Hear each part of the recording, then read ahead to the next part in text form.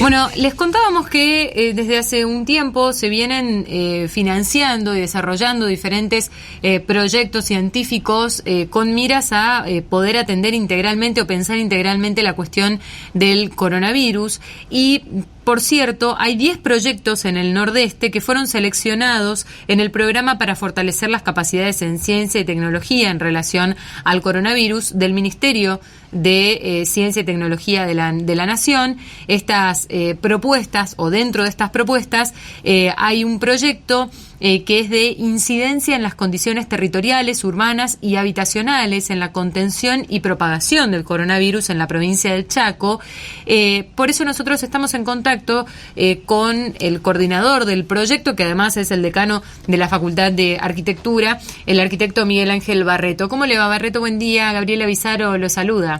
¿Qué tal? Muy buenos días. ¿Cómo estás, Gabriela? Muy bien, gracias por atendernos. Bueno, nos interesaba poder conocer acerca de este proyecto. La universidad viene trabajando también con el gobierno del Chaco y le ha acercado diferentes iniciativas posibles, pero en este caso nos interesaba conocer cómo inciden las condiciones territoriales en la contención y en la propagación del COVID. Bueno, eso es lo que queremos. Lo que quieren saber ustedes también. Exactamente. No, en verdad, digamos, por ahora es bastante la información que se está recabando, digamos, a partir de la experiencia, ¿no es cierto?, del día a día, pero bueno, ya hay varias iniciativas un poco en el país también, estamos trabajando en red y ese tipo de cosas como para tratar de llegar a algunas conclusiones un poco más científicas o más demostradas, ¿no es cierto? Entonces, por supuesto, no solo en Argentina, esto también está sucediendo en el mundo, digamos, en todos los sistemas científicos. Y bueno, nosotros un poco quisimos meternos por la temática que nosotros conocemos, que es la cuestión territorial, la cuestión habitacional, urbana, ¿no es cierto? Y a raíz un poco de, como te decía, de una serie de informaciones que están dando vuelta, que hemos estado analizando, recibiendo, respecto un poco a qué relación existe efectivamente entre la propagación o, en todo caso, entre la contención, ¿no es cierto?, de la pandemia y las cuestiones espaciales. Y allí hay un tema muy particular de América Latina, sobre todo, que es el tema de los barrios populares, como le decimos ahora, ¿no es cierto? Claro. Entonces, bueno, nosotros desde el principio venimos haciendo un seguimiento desde el instituto.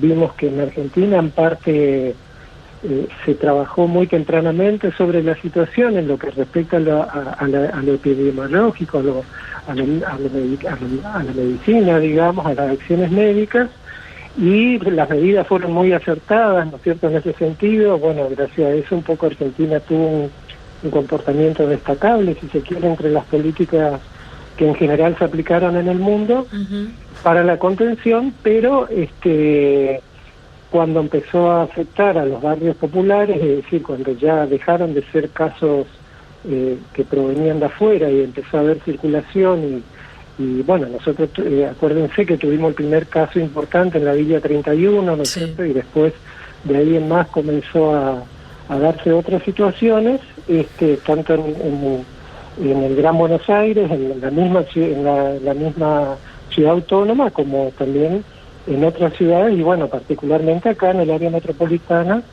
Así que también pasó el mismo proceso. Primero fue en el centro de la ciudad o en el área más consolidada, y después bueno, se acordarán del caso del barrio Toba y una serie de otros asentamientos, ¿no? Bueno, habíamos visto, perdón la interrupción, habíamos visto o lo que vemos, esto que está señalando, digamos, cómo las cuestiones de hábitat condicionan las posibilidades sanitarias también.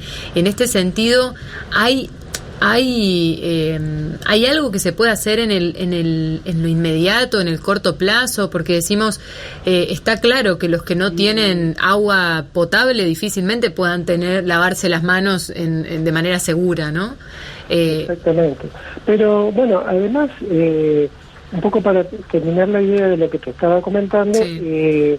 una de las cosas que inicialmente nosotros notamos era justamente que así como existían estos protocolos médicos muy estrictos para lo que tiene que ver el distanciamiento, para la cuarentena, etcétera, etcétera, a nivel de la intervención de los barrios es como que no se disponía de un protocolo. Entonces, se señalaba, bueno, vamos viendo caso por caso. En algunos casos se comenzaron a variar los barrios, en algunos casos fueron medidas muy,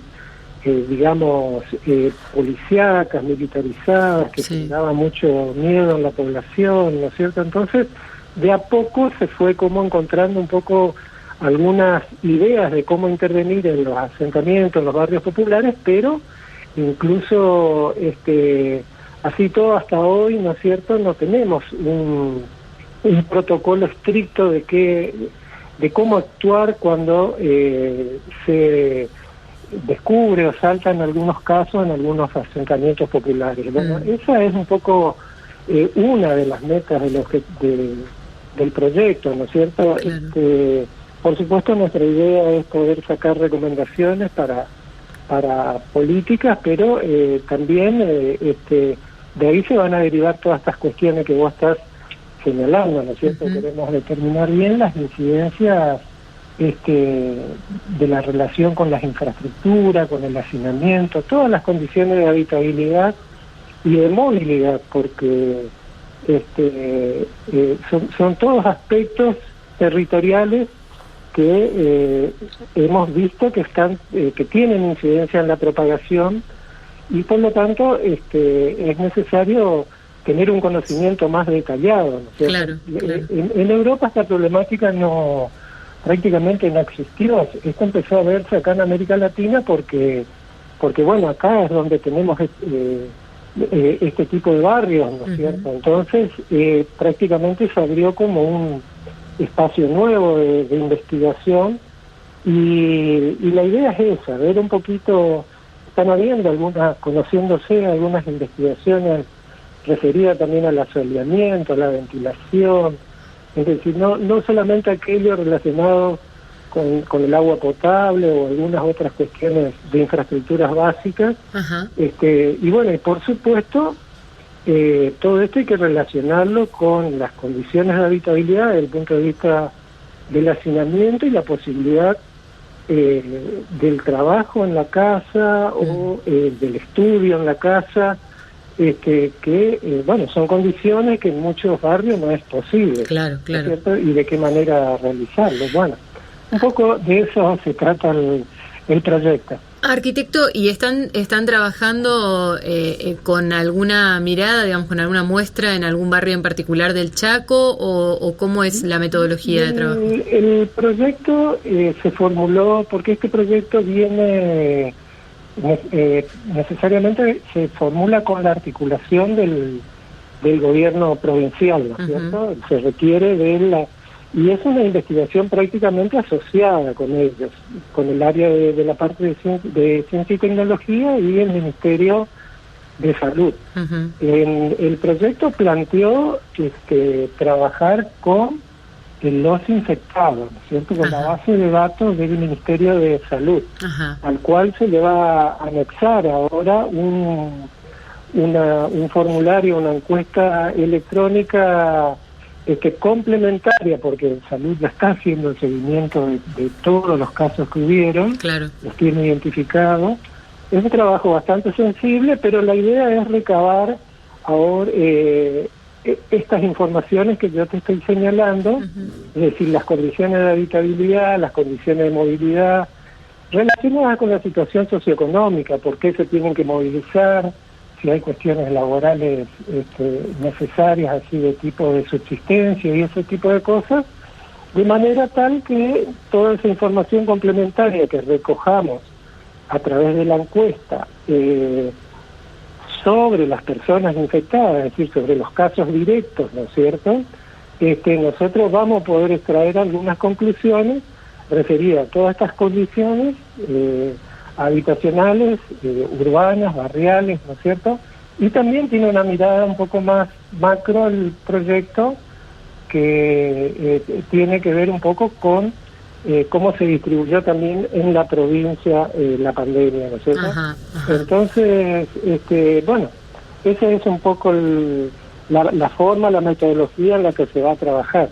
La información va a provenir del Ministerio de Salud a través de un formulario complementario que vamos a recabar información con ellos. Uh-huh. ¿Por qué es importante, digamos, a partir de este trabajo, por qué es importante crear protocolos de actuación?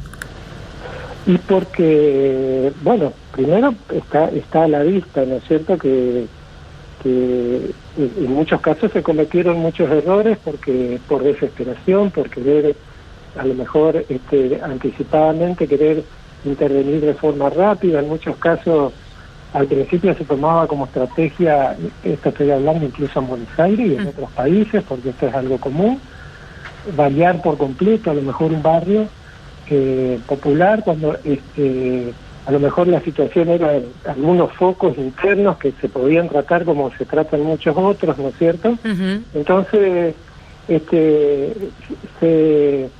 se cometieron muchos errores, vamos a decir, pero por esta cuestión de no saber cómo se debe actuar en estos casos, ¿no es cierto? Uh-huh. Entonces, necesariamente hace falta tener un protocolo de abordaje territorial de manera similar a como se tienen los protocolos de actuación para los casos por casos y sobre todo para el tratamiento médico, ¿no es cierto? Entonces, bueno, evitar estos problemas de estigmatizaciones, de violencia que se repitieron en muchos lados, ¿no es cierto? Totalmente. En muchos lados. Uh-huh. Bueno, ese es un poco el objetivo en cuanto a que se pueda contar con, digamos, también con protocolos estrictos que señalen cómo se tiene que abordar los territorios cuando ocurren las diferentes situaciones de la pandemia, ¿no es cierto? Uh-huh, uh-huh.